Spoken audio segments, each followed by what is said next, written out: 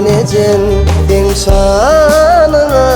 aydım aydan Cana zanecim dini dünyeme min beden Mehrevanecim din şanına aydım aydan Cana zanecim dini dünyeme min beden Güller içinde tek gülsün gidem olmayacak Gidem de aydın yollarıma nur salacak İlkinci menin sözüm Ececan benim adım Bu dünya gelip gülerim Gördüğü nurlu yüzlerim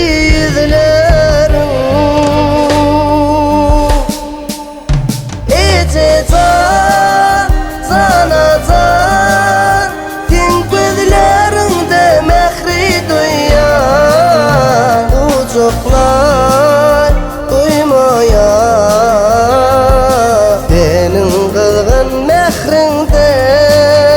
Ececan, mehri var Min dünyame bağıt baylayan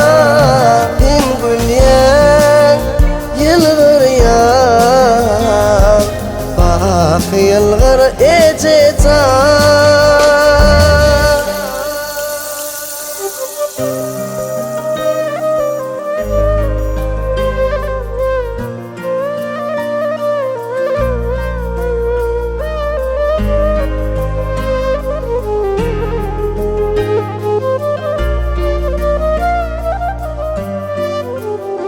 Senin ellerin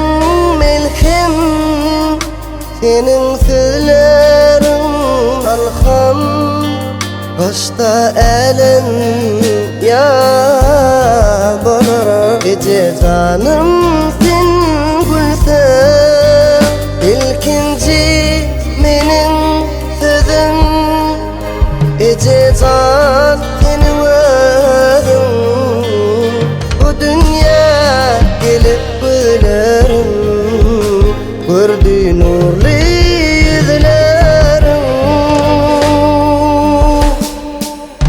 Ececan, canacan Din gözlerinde mehri duyan Ucuklar duymaya